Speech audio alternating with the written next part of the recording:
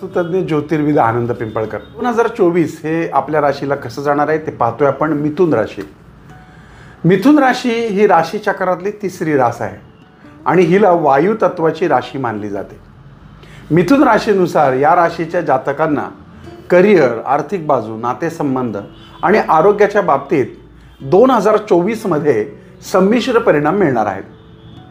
मे 2024 पासून गुरु तुमच्या 12व्या भावात प्रवेश करेल आणि अर्थात त्याला नुकसानीचा भाव असं म्हटलं गेलंय.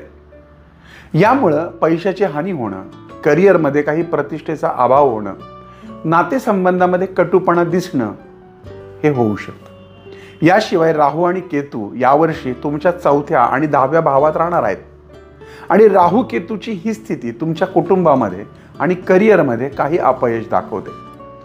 यातनं बाहेर पडण्यासाठी आपल्याला विष्णू सहस्त्रनाम रोज ऐकायला हवं. विष्णू सहस्त्रनाम किंवा तिरुपती बालाजी व्यंकटेश भगवंताचं घेतलेलं दर्शन आपल्याला खूप फायदेशीर ठरेल. या कटकटीतनं बाहेर काढण्यासाठी मदतीचं ठरेल. या वर्षात अनेक वेळा तुम्हाला शुभ परिणाम जर दिसतील, परंतु ते साधारणपणे ऑक्टोबर-नोव्हेंबर नंतर. कारण चंद्र राशीच्या संबंधात शनी व्यवसायाच्या 10व्या भावामध्ये स्थिती असेल, ज्यामुळे तुम्ही तुमच्या कामाच्या बाबतीत अधिक जागरूक व्हाल आणि कामावर लक्ष केंद्रित कराल. कारण सुरुवातीचा काळ तर असंच आहे.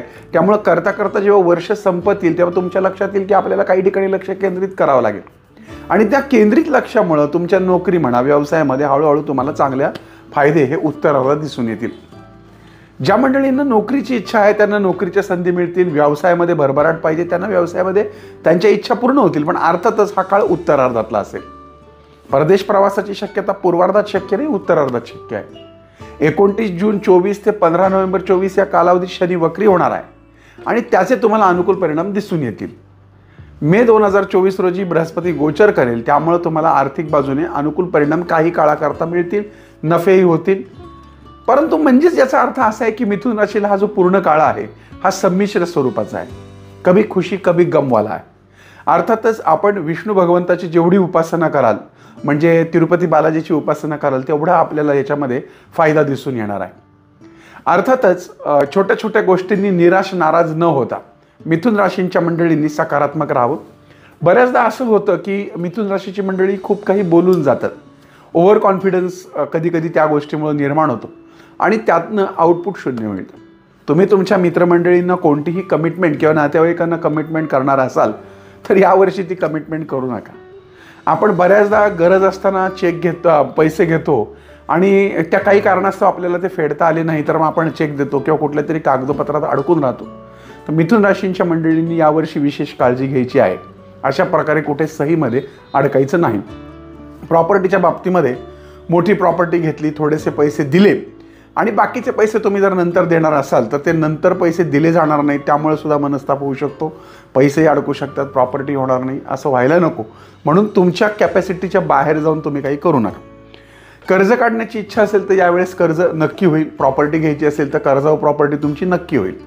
याशिवाय कागदोपत्री तुम्ही इतके व्यवस्थित राहा की तुम्हाला कुठल्याही प्रकारचा त्रास होणार नाही. जर तुम्ही व्यावसायिक आहात, नोकरदार असाल तर बोलताना अतिशय विचारपूर्वक बोला, सह्या करताना विचारपूर्वक करा.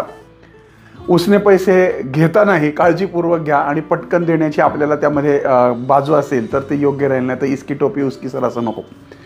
मिथुन राशींच्या मंडळींना आध्यात्मिकदृष्ट्या तसं हे वर्ष खूप चांगलं जाईल. म्हणजे तुम्हाला जर देवधर्म करणं, देवांची काही दर्शनं वगैरे घ्यायची असतील तर तुम्ही आरामशीर घेऊ शकता. चांगली शुभ कार्य तुमच्या घरामध्ये या वर्षभरामध्ये घडू शकतात. मिथुन राशींच्या मंडळींना आणखीन एक गोष्ट आहे ती म्हणजे हिरव्या वस्तू त्यांनी जवळ ठेवायला. म्हणजे हिरवा रुमाल असेल किंवा तुम्ही एखाद्या खुर्चीवर बसत असाल तर त्याच्यावरती हिरवा टर्किश टॉवेल तुम्ही टाका. कोणताही बुधाच्या म्हणजे जे दान असतं हिरव्या रंगाचं, म्हणजे हिरवे मूग असेल, हिरवी पालेभाजी असेल, ह्या गोष्टींचं तुम्ही दानधर्मही या वर्षभरामध्ये केव्हाही करा. याशिवाय दररोज आपल्या कपाळाला हळदीचा टिळा तुम्ही किंवा हळद कुंकू एकत्र करून तो टिळा तुमच्या रोज कपाळाला लावा. याचा देखील मिथुन राशीला चांगला अनुभव येईल. एकंदरीतच मिथुन राशीला 2024 हे संमिश्र स्वरूपाचं जाणार आहे. त्यामुळं कधी जर चुकून निगेटिव्ह काही इफेक्ट मिळाला तर लगेच निराश होऊन हातपाय जोडायची काही गरज नाही. लगेच परत चांगलेही दिवस येतील. अशा प्रकारचं संमिश्र असं 2024 आपल्याला आनंदाचं जावं आणि किरकोळ काही ज्या कटकटी असतील त्याच्यातून तुम्हाला मार्ग काढायला हवेत आणि मार्ग निघतीलही अशी प्रार्थना मी साईनाथांकडे करतो. तुमच्या राशीनुसार माझं एक चित्रपट आलंय माझ्या राशीला, आणि या चित्रपटामध्ये तुमच्या राशीचं कॅरेक्टर कोणी केलंय हे बघा बरं. याचबरोबर तुमच्या घरातल्या सर्व जी लोक आहेत त्यांच्या राशी आणि त्यांचं बिहेवियर कसं असू शकतं हे माझं आलंय माझ्या राशीला या चित्रपटात तुम्हाला पाहायला मिळेल. ही ॲमेझॉन प्राईमवरती ही फिल्म अगदी मोफत उपलब्ध आहे. पुन्हा भेटूयात पुढच्या भागात. तोपर्यंत तुमच्या आनंद पिंपळकरचा तुम्हाला जय साई.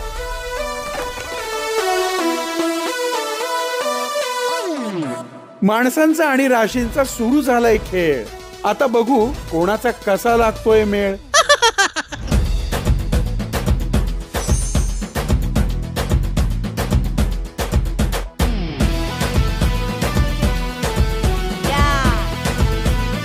आमचा रुबाब अजून तसाच आहे म्हणा. पाठक इज इक्वल टू शिस्त. हे सगळं माझ्या राशीला का?